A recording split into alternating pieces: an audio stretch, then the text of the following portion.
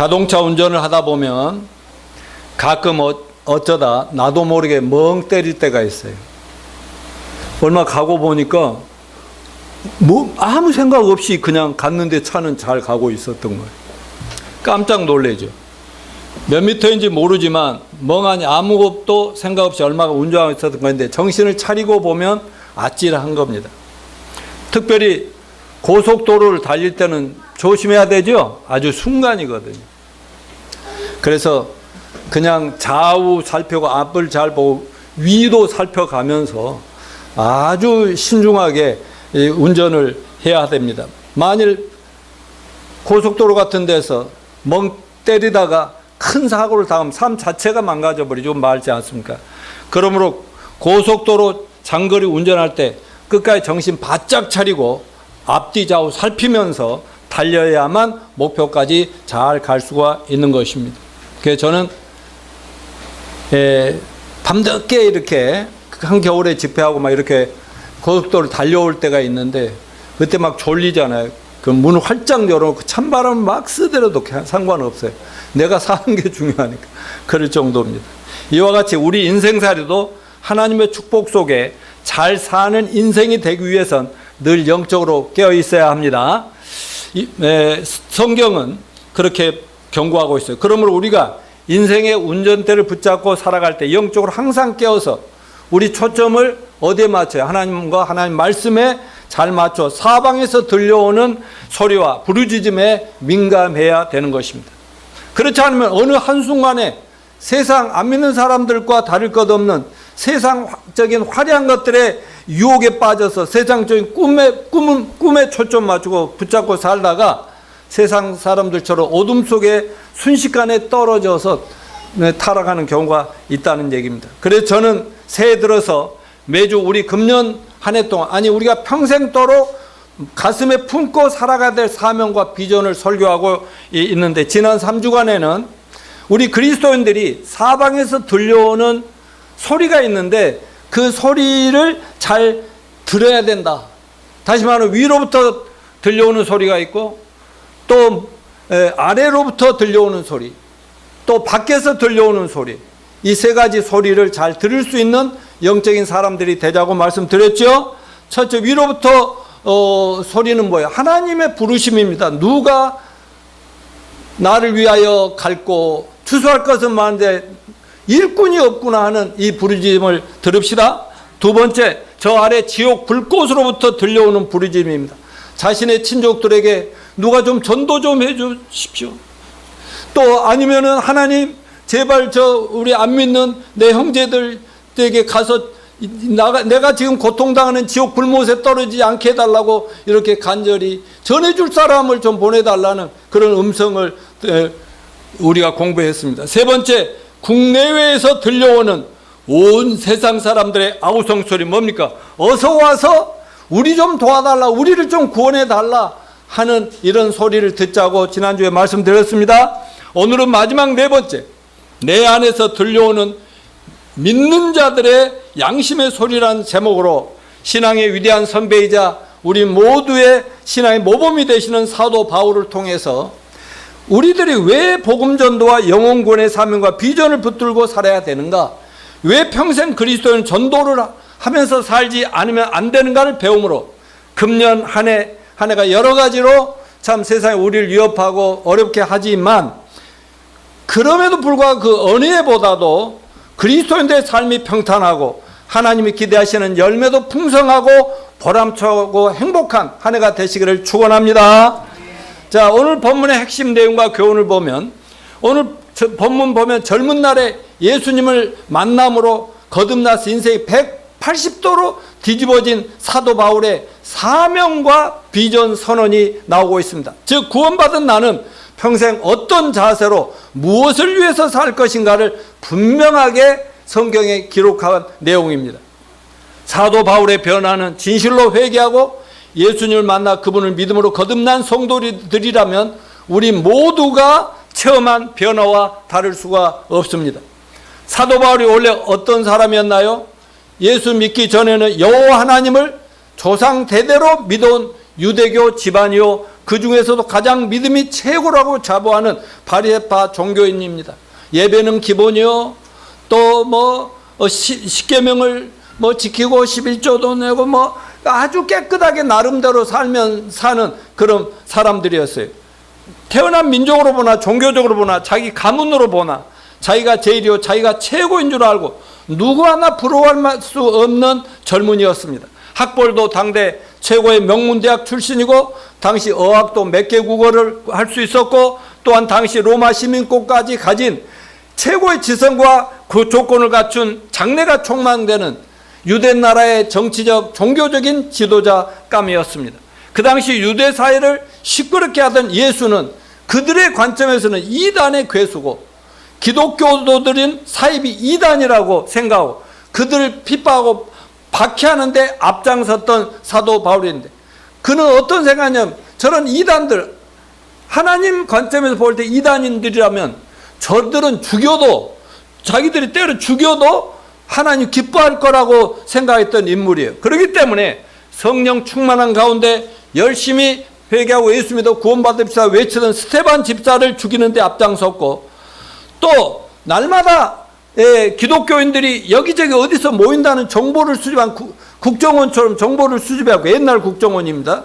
그래가지고는 막 그냥 그들을 갑자기 습격해서 체포하고 데려다 고문도 하고 죽이기도 하는 그런데 앞장섰던 사람입니다. 그러던 어느 날 그날도 기독교인들 모임에 대한 정보를 듣고 그들 체포하러 말을 타고 몇 사람과 함께 가던 중에 다메섹 도상이라는 다마스커스 그 길에서 갑자기 막 하늘에서 어떤 강한 불빛이 내리면서 사울아 사울아 하는 소리가 들려서 너무 놀래가지고 막 말에서 떨어져서 엎드려 있습니다. 그랬더니 하늘에서 사울아 사울아 네가 왜 나를 핍박하고 박해하느냐, 아니 누구신데요? 막 고개도 못 쳐들고 두려워서 이러겠는데 나는 네가 핍박하는 예수다. 그러니 아니 예수님이라고요? 얼마 전에 십자가에서 처형당하고 무덤에 묻힌 것까지 다 아니 그분이라고요? 이거 귀신 아니야? 막 자기는 하여튼 너무 당황스럽고 이러는 겁니다. 그러다 보니까 갑자기 엎드려서 눈도 안 보이고 막 마음도 막 캄캄해져 가지고 떨려서 어찌할 줄 모르는 그런 상황인데 그렇다면 그 요즘 예수쟁이들이 막 여기저기 돌아다니면서 떠드는 아니 그 며칠 전에 돌아가셨던 예수가 무덤에서 3일 만에 살아나서 부활했습니다. 그분이 하나님의 아들입니다. 구세주입니다. 이 말이 정말 사실이란 말인가? 막 그러면서 당황해가지고 이렇게 있었어요. 그런데 그때 주님을 제대로 만난 날이었습니다. 그날 사도 바울의 운명이 180도로 바뀐 날이었습니다. 그러면서부터 그때 성령님의 뭔가 모르는 게 이끌려서 저 나중에 이제 눈이 멀었는데 어디로 가가지고 이제 예수님이 이제 지시해 준 대로 가서 거기서 3일 동안 치료받고 눈을 뜨고 그때부터는 완전히 예수님을 복음을 전하고 예수님 살아계시고 저분이 바로 구약에 예언된 하나님의 아들이고 구세주다고 하는 사실을 전파하는데 자기 일생을 바쳐버린다는 그런 내용인 것입니다. 그리고 주님을 만난 그날 이후로 예수님과 복음을 전하는 것이 사명과 비전으로 평생 주님을 전하는데 자기를 드리면서 왜 자기가 전도에 미쳤는가, 왜 자기가 전도에 목숨을 걸 수밖에 없었는가 하는 것 오늘 본문의 내용인데 오늘 본문에서 우리가 그리스도인으로서 전도하지 않으면 안 되는, 다시 말해 우리 평생 전도에 우리도 미치지 않으면 안 될 이유를 몇 가지 살펴보도록 하겠습니다. 자, 첫째, 구원받은 자로서 뭐라고요? 부득불 해야 할 일이기 때문이다. 오늘 본문 16절에 내가 복음을 전할지라도 같이 읽어요. 자랑할 것이 없으면 내가 부득불 할 일입니다. 예, 부득불이라는 것은 영어로 I am compelled인데 어떤 자기가 생각도 안 돼 원하지 어떤 힘에 이끌려서 하게 할 수밖에 없게 되었다, 이런 얘기입니다. 말하자면 그렇게 하지 않을 수 없는 거룩한 부담이었다는 거죠. 바울은 전도를 피해갈 수 없는 거룩한 의무로 인식을 한 겁니다. 성경은 내가 받은 구원은 나 한 사람에게 그쳐서는 안 되고 내가 받은 구원을 수많은 세상 모든 사람들에게 필요하니까 전해야 된다라고 하는 말씀하고 있지 않습니까? 그러므로 복음 전도는 해도 좋고 안 해도 좋은 그런 옵션이 아니죠. 선택의 문제가 절대 아니란 걸 아십시오. 나는 뭐 평신도니까, 나는 목사니까, 집사니까 안 해도 되고 안 해도 되고, 이게 아니라는 거죠. 여러분 학교에서 공부할 때 선택 과목, 필수 과목이 있죠. 근데 전도는 우리 그리스도인들에게서는 선택 과목이에요, 필수 과목이에요? 필수 과목은 누구나 무조건 해야 돼. 구원받은 성도라면 반드시 실천해야 될 필수 과목이니까 필수 과목을 잘해야 다른 부수적인 것도 잘하죠. 구원받은 자의 필수 과목이라면 예를 들어서 예배는 우리 구원받은 자는 모일 때마다 예배 드리고 기도하는 건 기본이죠. 이게 필수 과목이죠. 그러나 우리가 흩어져서 세상으로 나가면 필수 과목이 뭐냐? 누군가에게는 예수를 전하고 복음을 전하는 것이라고 하는 것입니다. 자, 은혜로 구원받은 저와 여러분에게서 전도는 거룩한 의무입니다. 그러므로 믿지 않는 영혼을 향한 전도의 부담은 그리스도인들이 너무나 당연하게 가져야 되는 거죠. 사도 바울은 믿지 않는 영혼들을 만나면 거룩한 부담을 느꼈습니다. 그는 항상 빚진 자의 심정으로 토로했습니다. 주님께서 자기 같은 죄인을 값없는 은혜로 구원해 주시면서 자기한테 빚을 확 지었다는 것이죠. 내 빚은 처리됐는데 네가 이제 나한테 빚 대신 갚아야 될 것이 바로 전도다. 이런 부담을 딱 가졌다는 것이죠. 그래서 사람들을 볼 때마다 아니면 사람들을 안 만나도 자나깨나 어떻게 또 오늘 사람을 만나면 누구에게 또 전해야 되는가 하는 이것이 항상 자기를 짓누르고 있었어요. 왜 우리는 때를 어떤지 모든 복음을 전해야 합니까? 그것은 하나님께서 저들 구원하시려고 나를 먼저 불러 구원해 주셨기 때문입니다. 다시 말하면 복음 전도와 영혼 구원은 구원받는 사람들이 따라서 불가불 해야 될 책임입니다. 자, 두 번째, 구원받은 성도들의 필수적인 지상 사명이기 때문입니다. 오늘 본문 17절 상반절에 뭐라고 했어요? 시작. 내가 자유로 아니한다 할지라도 나는 사명을 받았노라. 물론 사도 바울은 기뻐서 즐거워서 전도를 했어요. 그러나 마음이 즐겁지 않을 때라도 어떻게 전도하고 싶지 않을 때도 있잖아요. 그럼 지금은 아이고 막 귀찮아 이럴 때 해도 전도는 여전히 포기할 수 없는 사명이라고 말합니다. 사명이란 무조건 순종해야 될 주님이 내리신 최고의 명령이다, 그 말씀입니다. 사도 바울은 은혜의 복음을 전하는 일을 하나님께서 자신에게 맡긴 사명이라고 수없이 성경에 얘기하고 있어요. 그건 사도 바울이 예수님 만나고 보니 왜 이 세상에 자기가 태어났고 이 세상에서 열심히 살아야 되는 이유가 뭔지를 예수님 만나서 제대로 깨달았다는 것입니다. 다음 구절을 같이 읽어봅시다. 요한복음 6장 38, 40절 시작. 내가 하늘에서 내려온 것은 내 뜻을 행하려 함이 아니요 나를 보내신 이의 뜻을 행하려 함이니라. 나를 보내신 이의 뜻은 내게 주신 자 중에 내가 하나도 잃어버리지 아니하고 마지막 날에 다시 살리는 이것이니라. 내 아버지의 뜻은 아들을 보고 믿는 자마다 영생을 얻는 이것이니 마지막 날에 내가 이를 다시 살리리라 하시니라. 아멘. 예수님이 내가 왜 이 세상에 왔냐, 하나님 나를 왜 보냈냐 하는 그 목적과 사명을 예수님이 이렇게 말씀하셨어요. 그러면서 예수님께서는 우리 제자들에게도 뭐라고 했어요? 그분은 그 사명대로 오셔서 십자가에 분명히 돌아가셨죠? 왜냐하면 처절하게 죄인들의 죄를 뒤집어 쓰고 구약 성경에 보면 십자가에 못 박혀 죽을 것까지 예언이 되어 있거든요. 그러니까 예수님은 늙어서 살 만큼 다 살고 돌아가시면 돼요, 안 돼요? 교통사고로 돌아가시면 돼요, 안 돼요? 물에 빠져 죽으시면 돼요, 안 돼요? 굶어 죽으면 돼요, 안 돼요? 맞아 죽어도 안 돼요.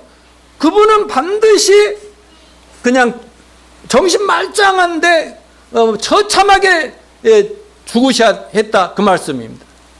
그래서 그 주님의 말씀대로 누구도 막을 수가 없었기 때문에 주님은 그를 죽을 줄 알면서 굳건히 십자가를 향해 갔지 않습니까? 그 결과로 하나님이 예수님을 높여서 어떻게 해요? 온 세상의 구주와 주님이 되게 하신 걸 감사합시다. 그리고 세상에 두고 이 세상을 떠나 천국에 가시면서 예수님이 제자들에게도 뭐라고 말씀했냐? 요한복음 20장 21절 시작. 아버지께서 보내시건 나도 너희를 보내노라. 이 너희는 12 사도들만이겠어요? 노양모 목사만이겠어요? 여러분 모두에겠습니까? 마태복음 28장 19절 그러므로 너희는 가서 모든 족속으로 제자를 삼아. 여기도 너희가 누구냐? 우리 모두인 것을 기억하시길 바랍니다. 그러므로 누구든지 예수를 만나 구원받은 성도들이라면 예수님이 세상에 우리를 부르시고 맡기신 사명이 무엇인지 깨닫고 거기에 순종하고 실천할 때 하나님 기뻐하시면서 바울을 높이시고 예수님을 높이신 것처럼 여러분을 높이고 여러분의 삶을 책임져 주시라는 걸 믿습니다. 그래서 우리 모두가 평생 목표로 삼고 살아가야 될 사명이라면 당연히 복음 전도와 영혼 구원이어야 될 줄로 믿습니다. 이것은 우리가 구원받을 때 하나님이 우리를 믿고 특별히 맡겨주신 사명이라는 걸 알아야 돼요. 나를 믿어주셔서 하나님 나를 신임하셔서 하나님의 자녀가 된 나에게 전도할 수 있는 거룩한 사명과 책임을 주신 것을 감사합시다. 오직 예수 믿고 제사함 받고 구원받은 우리가 아니면 사실 예수님이 전도하려면 천사들도 많이 있잖아요. 천사들아 가서 이 집 저 집 다니면서 예수 안 믿으면 오늘 밤 이 집에 저주 내린다 하면 얼마든지 믿을 거 아니요. 근데 천사들에게 맡기지 않고 누구에게 맡겼다고요? 저와 여러분에게 맡겨준 걸 감사 찬양해야 됩니다. 그 찬송이 뭐예요? 주 내게 부탁하신 일 누구도 음모하겠대? 다 같이 천사도 음모하겠네. 우리는 천사가 부럽죠. 그들은 코로나도 안 걸리고 그들은 자유 다 천사들이 저와 여러분을 부러워하는 게 복음 전하는 사명이 우리에게 맡겨주셨다는 거 이걸 기억하시고 특권으로 아시고 받아들입시다. 세 번째, 전도하지 않으면 뭐가 있을 것이다?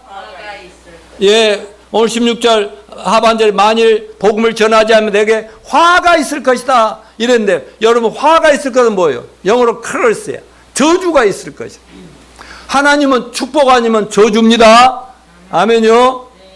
복음 전하는 사도로서 구원의 절대지는 복음을 전하지 않는다면 자신의 인생은 축복이 아니라 예수님 만난 것이 축복이 아니라 예수님 만났음에도 불구하고 너는 화를 당하는 거야 하는 그런 가슴 속에서 양심의 소리가 자꾸 들려온다는 것이죠. 다시 말하면 마땅히 복음을 전해야 할 자로 부르심을 받은 자신이 만일 복음을 전하지 않는다면 그것은 자신에게 참을 수 없는 모욕이고 슬픔이고 불행이라고 고백하는 것입니다. 왜냐하면 복음을 전하지 않을 때 자신의 마음의 부담이 너무 커서 마음이 결코 편안하지 않고 행복하지 않으니까. 여러분 예수 믿으면 마음이 편하고 행복해야 맞죠? 근데 예수 믿어서 구원에 확신이 있는데도 불편한 것은 딴 게 없어요. 해야 할 일을 안 할 때 그냥 하나님이 주시는 부담이라고 생각하면 되는 겁니다. 양심의 소리라는 거죠. 그러니까 자신에게 늘 채찍질하는 그 양심 속에서 구원받은 너 맞아, 바울? 너 정말 너 진짜 구원에 확신 있는 거야? 아니 이런 사람 보면서도 그냥 지나가면 그 정말 그 구원받은 사람 맞아. 이런 음성이 자꾸 때리니까 아 너 지금 잠만 자고 있을래? 아 밖에 안 나갈래? 사람 만나면 자꾸 이런 소리가 들리니까 편하지 않죠. 여러분 이런 것은 거룩한 부담이라고 생각하시길 바랍니다. 사도 바울은 구원받고 나니까 전 세계 만민에게 이 복음이 전해져야 된다는 확신이 있지만 예루살렘에서 온 유대로 사마리아 온 세계를 퍼져야 된다는 걸 알고 있지만 그런데 특별히 자기 동족들 자기가 예수님 만나기 전에 그렇게 하나님 잘 믿는다고 자만심을 갖고 자부심을 갖고 진짜로 어디다 내놔도 부끄럽지 않다고 생각했던 자기 같은 그런 유대인들을 볼 때 너무너무 불쌍해서 그들을 구원해 달라고 하나님 앞에 눈물로 기도하지 않을 수 없는 이런 것도 우리가 좀 본받읍시다. 예, 아멘. 자, 사도 바울의 고백을 들어봅시다. 로마서 9장 1절로 3절 시작. 내가 그리스도 안에서 참말을 하고 거짓말을 아니하노라. 나에게 큰 근심이 있는 것과 마음에 그치지 않는 고통이 있는 것을 내 양심이 성령 안에서 나와 더불어 증언하노니 나의 형제 곧 골육의 친척을 위하여 내 자신이 저주를 받아 그리스도에게 끊어질지라도 원하는 바로다. 얼마나 간절했으면 내가 저주 받아도 좋으니까 제발 우리 동족, 이게 사랑 아니겠습니까? 아멘요. 이 말씀은 사도 바울이니까 그래야 된다가 아니라 저와 여러분이 이런 마음을 품고 살면 잘 될까요? 못 될까요? 잘 돼요. 하나님 얼마나 기뻐하시요. 로마서 10장 1절 3절 시작. 형제들아 내 마음에 원하는 바와 하나님께 구하는 바는 이스라엘을 위함이니 곧 그들로 구원을 받게 함이라. 내가 증언하노니 그들이 하나님께 열심히 있으나 올바른 지식을 따른 것이 아니니라. 하나님의 의를 모르고 자기 의를 세우려고 힘써 하나님의 의에 복종하지 아니하였느니라. 아멘. 맞으면 열심히 하나님 믿고 뭐 천국을 바라고 부활도 기대하는 산다고 믿고 있는데 자기가 보니까 너무 무지하고 불쌍한 사람들 어찌할꼬 하는 이 마음, 이런 마음이 저와 여러분의 마음이 되시기를 축원합니다.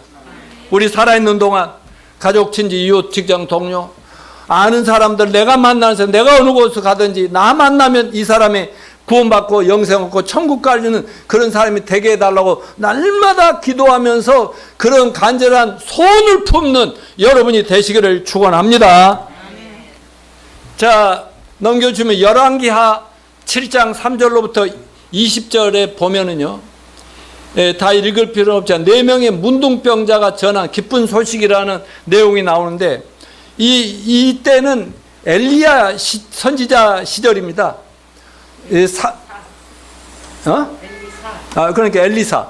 그런데 사마리아 성이 그때는 막 이렇게 지금 예수님 당시에 타락한 사마리아 성이 아니고 사마리아 성도 이스라엘 나라인데 외부에 불신앙 안 믿는 외부 아람 군대가 와서 포위를 해가지고 성 안에 갇힌 사람들은, 성 밖에 사는 사람도 있었지만 성 안에 사는 사람들은 완전 모든 게 차단되니까 먹을 것도 떨어지죠. 병원을 갈 수도 없죠. 약사로도 못 가죠. 밖에도 못 나가죠.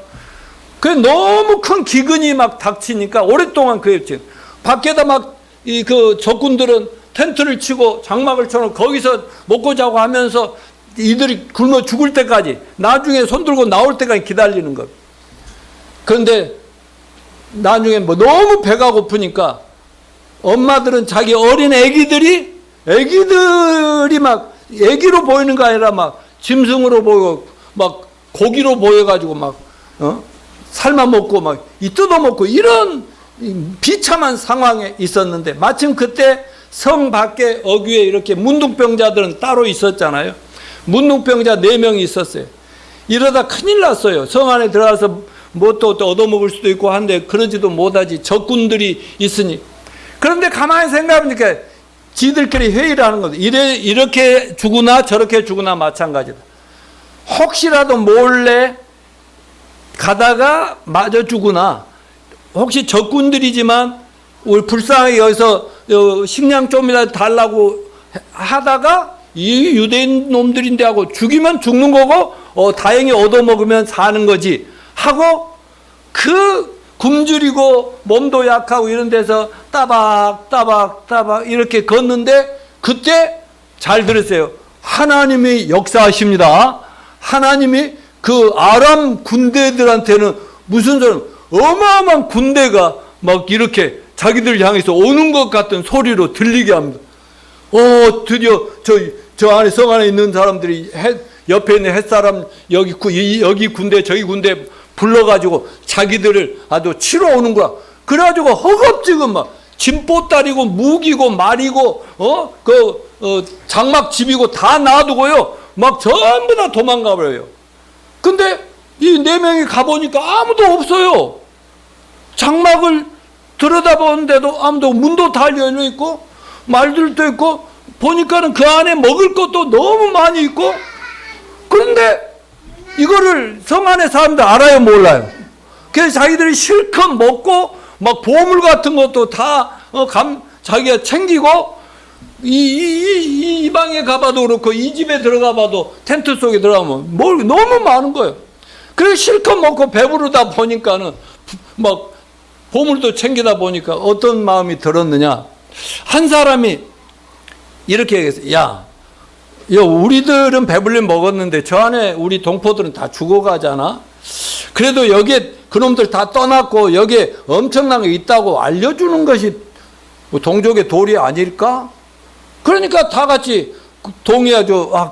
그래야 되겠다 해가지고 가서 알렸더니 왕도 나오고 막 전부 와서 실컷 배불리 먹고 살았다는 그런 얘기입니다. 여러분, 문둥병자들도 자기가 체험한 거, 이걸 그들에게 전해줬을 때 그 국민들에게, 그 나라 사람들에게는 기쁜 소식입니까? 아닙니까? 복음이죠. 근데 여러분, 우리가 하나님 은혜로 죄사함 받고 구원받고 영생 얻고 이 땅에 살면서도 평안을 누리고 세상 천하에 없는 일이 닥쳐와도 우리는 믿음으로 소망을 가지고 살 수 있는 거 축복이에요, 아니에요? 이걸 사람들에게, 가까운 사람, 먼 사람 누군가에게 전하지 않는다면 누구보다 못하여? 내가 말할 수 없어. 누구보다 못한가요? 나병 환자보다 못하는 거지. 양심이 없는 거지요. 그래도 여러분은 잘 하고 있는 줄로 믿습니다. 자, 넘겨주십시오. 히틀러 정권에 항거하다가 8년 동안 옥고를 치른 마르틴 미네르 목사, 말하자면 히틀러의 독재, 그 무시무시한 사람 죽이는 독재 정권에 항의한 미친 정치가였죠. 그러다가 전쟁 백서라는 것에 다음과 같이 간증을 썼어요. 전쟁이 끝날 무렵 미네르 목사는 7번이나 똑같은 꿈을 꾸었다고 합니다. 많은 사람이 한 줄로 서서 하나님의 심판을 받는데, 하나님 심판 앞에 선 사람들이 아무도 그냥 뒤도 옆도 안 돌아보고 하나님만 바라보면서 제발 용서해 주십시오, 살려주십시오, 이런 것을 보면 돼.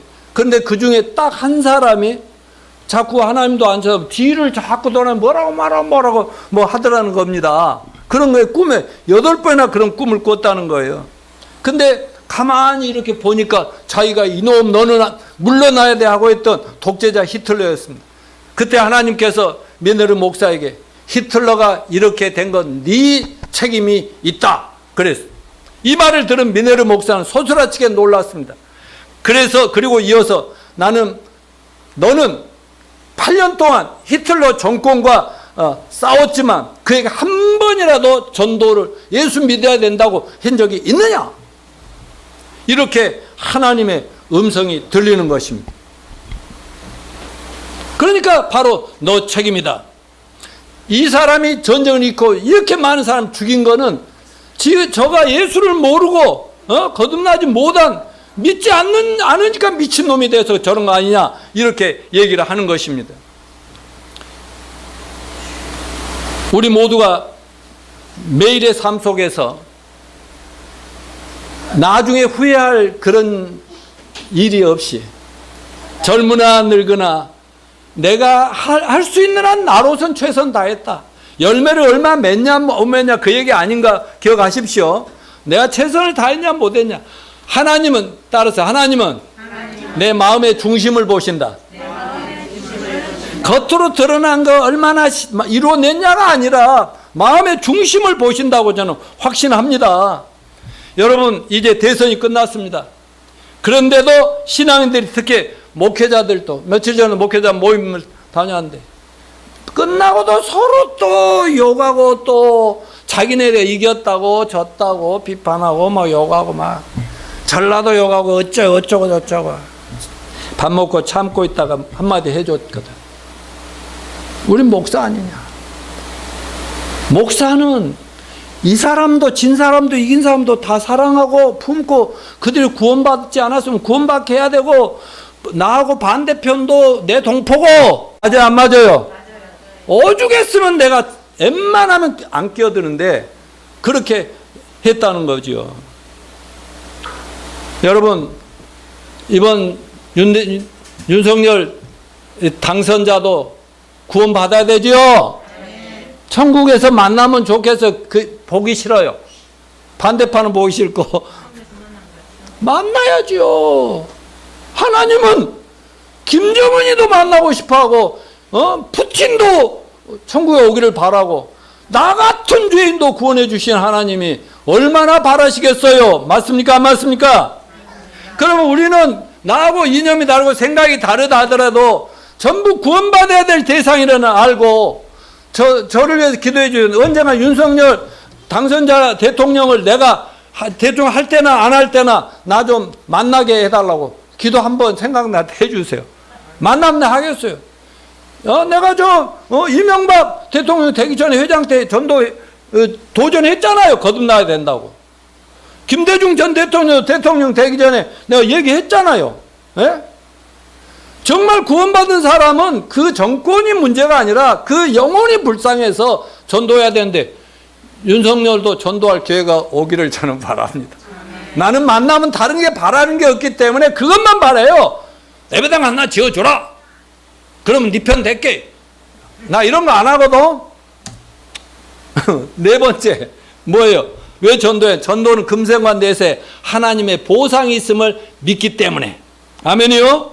본문 17절 상반절 시작. 내가 자유로 이것을 행하면 상을 얻으려니. 바울은 복음이 좋아서 기뻐 즐겁게 자발적으로 누가 강요해서가 아니라 전해야 할 사명이라고 말하면서 그렇게 전도를 생활화하면 이 땅에서는 내가 어떨지 모르고 마음의 부담도 크지만 하늘에 상이 있다. 이거를 늘 바라보고 살았어요. 여러분, 공부하는 사람들은 어떻게든지 합격하고 상 받고 이걸 원하잖아요. 여러분은 구원 받았으니까 나는 상 같은 거 바라지 않아. 목사님이나 많이 받고 가시오. 그러면 안 돼. 그래서 상 때문에 사도 바울은 하늘의 상 때문에 복음에 미친 것입니다. 하나님으로부터 금생관 내세 여러 가지 상을 받을 것을 믿었기 때문입니다. 그는 예수님 만나면서 이 땅에 축복받아 더 잘 살고 더 성공하고 더 부귀영화를 누리는 이 모든 걸 헌신짝처럼 다 버려버렸어요. 그러나 하늘의 상을 사모했습니다. 바울은 전도를 단순한 의무로만 생각하지 않고 특권으로 여겼다고 말씀드렸죠. 사도 바울도 믿음 생활은 반드시 우리의 헌신과 봉사 수고에 하늘의 상이 따르면 분명히 믿고 있기 때문에 그것이 얼마나 가치 있는 일이고 영광스러운 일인가 알기 때문에 그 상을 바라보고 전도에 자기를 드렸다고 얘기합니다. 그러면서 우리에게도 도전합니다. 디모데후서 4장 7, 8절 시작. 뒤에 있는 것은 잊어버리고 표대를 향하여 달려간다. 그러니까 오늘까지 신앙인으로서 크리스찬으로서 성도로서 어떻게 살았더니 뒤에 건 다 잊어버립시다. 오늘 이 시간 이후부터라도 마음부터 다잡고, 그래, 내가 노양모가 아니고 내가 사도 바울이 아니지만 나는 나야. 하나님 나를 써 주시옵소서. 이렇게 마음을 다잡는 시간이 되시기를 바랍니다. 고린도전서 9장 24절 다 같이 우리에게 상을 받도록 다름질하라. 상을 받도록 달려가라고 우리에게 도전하고 계십니다. 여러분, 전도는 하늘의 상을 쌓는 일입니다. 다니엘서 12장 3절 시작. 많은 사람을 옳은 대로 인도하는 자는 영원토록 하늘에서 빛나리라. 요한계시록 2장 10절 내가 죽도록 충성하라. 그리하면 내가 생명의 관을 내게 주리시라. 요한계시록 22장 12절 보라 내가 속히 오리니 내가 줄 상이 내게 있어 각 사람에게 그가 행한 대로 갚아주리라. 여러분, 우리가 어떤 마음으로 어느 정도 여러분이 할 수 있는 최선을 다할 때 하나님은 거기에 걸맞게 충분히 만족할 만큼 상을 준비하고 계신다는 거 꼭 믿으시길 바랍니다. 세상에서 받는 칭찬이나 상은 일시적이지만 천국에서 받는 상은 영원한 영광인 줄 알아야 됩니다. 이 땅에서 축복받아서 좋은 집에서 잘 먹고 잘 산다도 그것도 순간에 끝난다는 걸 알아야 됩니다. 그러나 하늘에서 받을 상은 영원히 빛나는, 영원히 내가 너무나 잘 믿었구나, 잘했구나, 이렇게 영원토록 기뻐할 상이라는 것을 절대로 잊지 마시고 최선을 다합시다. 자, 다섯 번째, 천하보다 더 귀한 사람을 얻고자 전도하는 거예요. 본문 고린도전서 9장 19절에서 22절 읽어볼까요? 시작. 내가 모든 사람에게 자유로우나 스스로 모든 사람이 종이 된 것은 더 많은 사람을 얻고자 하며. 잠깐요. 아까 여기 좀 버벅었죠. 하도 비슷하다. 자, 시작. 또 유대인들에게 내가 유대인과 같이 된 것을 유대인을 얻고자 하며, 율법 아래 있는 자들에게는 내가 율법 아래 있지 않냐, 율법 된 것이요, 율법 아래 있는 자들을 얻고자 하며.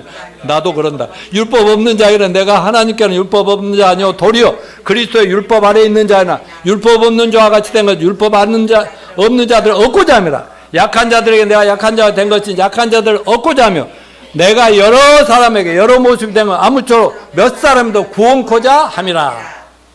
여기 얻고자 합니다. 사람은 얻고 몇 명이라도 더 많이 얻고자 합니다. 이 말이 굉장히 인상적이고 감동적이에요. 이 말이 6번이나 나온다니까. 그러면서 오늘 본문에 사도 바울이 어땠다는, 자기는 사실은 예수 안 믿을 때도 대단한 사람이었지만 예수 믿고 예수 믿어도 자기 인생을 바닥을 내려버리고 전혀 새로운 사람으로, 사람들을 인간 차별을 절대 안 했다는 거야. 자기에게 몽둥이를 때리거나 돌멩이 던져도 그를 위해서 기도하는 너그러운 마음이 있었어. 그러니까 종교인에게는 우상숭배자에게 어떤 사람이든지 그 사람이 다 그 사람의 수준에 맞춰서, 거지는 거지에게, 사기꾼은 사기꾼에게, 강도는 강도에게 수준에 맞춰서 그와 대화를 하고 얘기를 들어주고 위로해주고 격려하면서, 그 왜 그렇게 자기를 변신하고 낮추고 자기를 이렇게 내어주고 이런 이유가 뭐냐 이겁니다. 다만 몇 사람을 얻고자 함이라. 아멘. 그 맨 마지막에는 다만 몇 사람이라도 구원시키고자 함이니라. 아멘. 여기에 이제 전도의 목적과 비결과 지혜가 있다고 믿습니다. 여러 사람에게 여러 모양이 된다. 여러분, 우리가 만나는 종류의 사람들은 참 두 번 다시 보고 싶지 않은 사람들도 많습니다만은, 그런 사람도 우리는 품읍시다. 정말 말을 알아듣지 못한 사람도 이해하고 기다려주고 들어주고, 여러 사람에게 여러 모양이 되는 우리 성도들이 되시기 바랍니다. 이게 사랑의 사도들 아닌가요? 사랑이 있는 사람들 아닌가요? 자, 우리는 구원받을 때 사랑과 봉사의 실천자들로 부름을 받았다. 아멘입니까? 그러니까 평생, 그런데 없는 걸 가지고 하라는 게 아니에요. 여러분, 있는 걸 가지고 여러분이 할 수 있는 만큼 가지고 사랑하고 섬기는데, 그러려면 우리 수준을 그들에게 맞춰가야 된다고. 난 잘난 사람은 잘난 사람에게, 못난 사람은 못난 사람, 이렇게 맞춰가면서 한 사람을 어떻게든지 내가 깨달은 은혜와 구원의 복음을 전하고 싶은 이 마음, 여러분 모두가 이렇게 되시기를 축원합니다. 자, 그 솔레니친 그거 좀 넘겨주십시오. 소련의 스탈린 통치 시절에 보리스 콤펠드라는 젊은 유대인 의사가 시베리아의 강제 수용소로 끌려갔어요. 유대인들이 참 고통을 많이 당할 때 그 공산권에 잡혀들어가서 그 수용소에서 누구를 만나냐면 신실한 크리찬을 그 감옥에서 만납니다. 그의 열정적인 전도와 사랑의 보살핌으로 이 젊은 의사가 그리스도인이 돼요. 여러분, 언제 어디를 가나 꼭 신실한 이런 그리스도인이 있는 거 감사합시다. 또 그리고 저와 여러분이 그렇게 됩시다. 이 의사는 예수님을 영접한 후에 영혼의 자유와 평안을 얻고 두 가지를 결심합니다.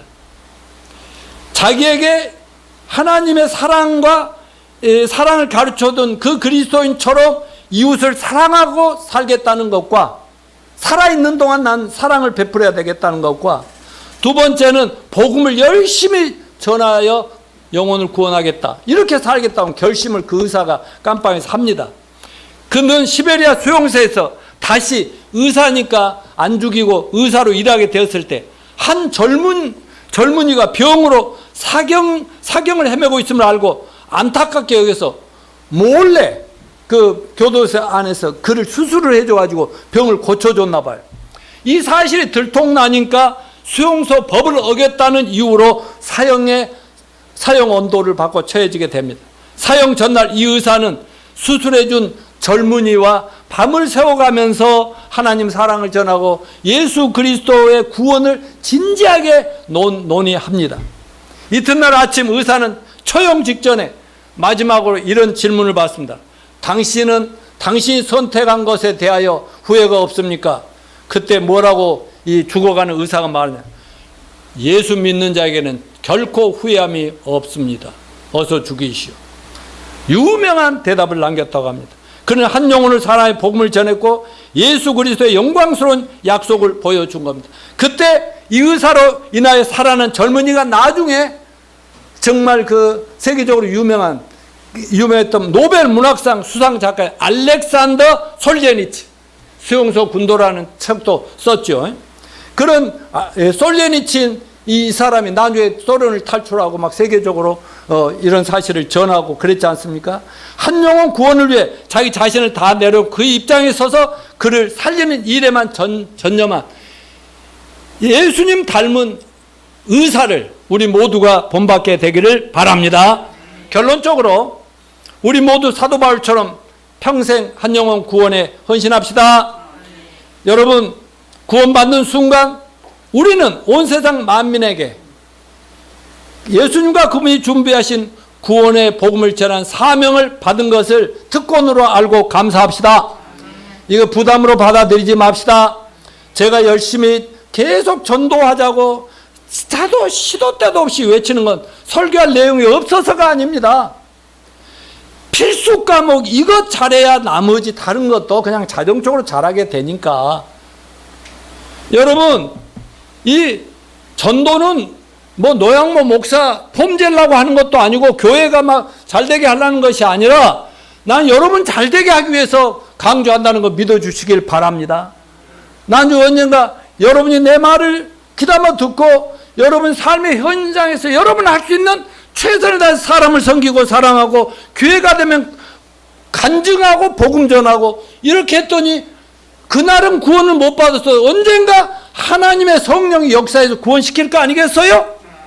여러분, 전도는 내가 하는 것 같지만 성령님의 역사임을 믿읍시다. 하나님은 마음의 중심을 보신다고 했어요. 그런데 어느 날 여러분이 천국 가서 간마리아 나와라, 이예선 나와라, 홍성필 나와라. 그런데 상을 어마어마한데 뭔 상인데요? 그래. 전도상이다.